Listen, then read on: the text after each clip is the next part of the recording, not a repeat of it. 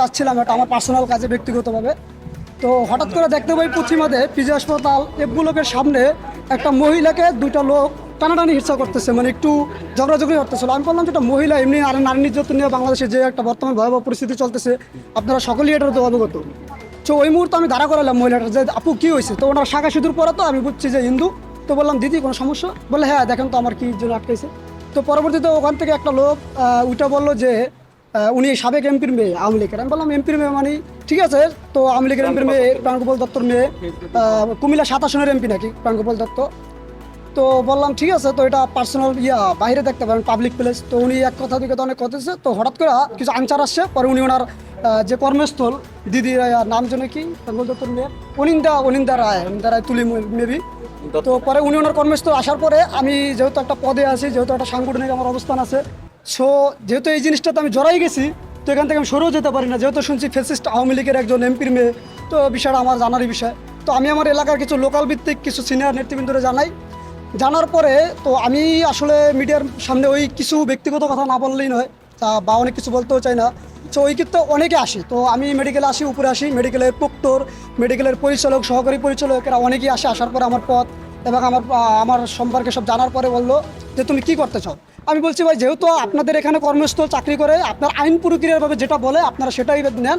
যেহেতু তার কর্মস্থল, আমি এখানে তার নামে মামলা আছে এবং সে লাস্ট 5ই আগস্টের আগেও অনেক নির্যাতন করছে। কুমিল্লাতে অনেক সাধারণ জনগণ এবং সাধারণ শিক্ষার্থীদের উপর হামলা করছে। তার এবং প্রাণগোপাল দত্তের সরাসরি নির্দেশে আমরা জানি অনেকগুলো রিপোর্ট বেরোয়েছে ওই এলাকায় চাঁদাবাজি থেকে শুরু করে, এবং লাস্ট ছাত্রছাত্রীর উপরে যে আন্দোলনটা, লাস্ট কুমিল্লা সদরে যে কয়েকটা লোক মারা গেছিলো ছাত্ররা, তো ওটা মেবি 3 তারিখে না 2 তারিখে ওই আন্দোলনের সাথে সরাসরি যুক্ত ছিল তার মেয়ে এবং তার ভাতিজা, তার চাচা আর তার ভাই, আপন ভাই, এনে সবার নামে মামলা আছে। তো যে লোক টানা হিস্ট্রা করছিল ওই লোক হলো একজন বাদী, প্রাণগোপাল দত্তর মেয়ের নামে যে হচ্ছে গিয়ে মামলাটা করছে।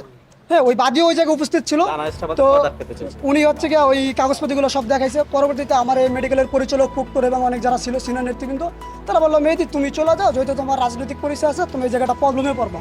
তো আমি আবার জিনিসটা চিন্তা করলাম যে চলে যামু, যে অলরেডি জড়াই গেছি, তো বিষয়টা আমার তো একটা যেহেতু ফ্যাসিস্টের দোষর জড়াই গেছি। তো ওই জায়গা থেকে আমি যখন যাতেছিলাম তখন আবার থানা থেকে একটা ফোন আইলো যে এরকম ফ্যাসিস্টে ধরছে, তুমি এই জায়গায় জড়িত। তো তখন ভাবলাম বিষয়টা অনেক দূর গেছে গা, এবং বিএনপির অনেক সিনিয়র নেতৃবৃন্দ আমার অলরেডি কল দিছে।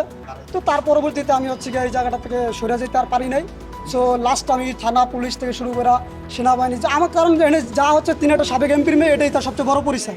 এবং তার নামে যদি কোনো মামলা থাকে, বা তিনি যদি 5ই আগস্টের আগে ছাত্রদের উপরে নির্যাতন করতে পারে এবং তার যদি মার্ডার কেসের আসামি হয়ে থাকে, তাহলে অবশ্যই এটা আইন প্রক্রিয়া দেখবে। আর এবং আমার যদি এখানে কোনো ভুল থাকে, আমি এখানে চাঁদাবাজি করতে আসি নাই, দলদারি করতে আসি নাই, এবং কেউ আমার প্রমাণও দিতে পারবে না, এবং আমি এই বিষয়টা তো জড়িতও না।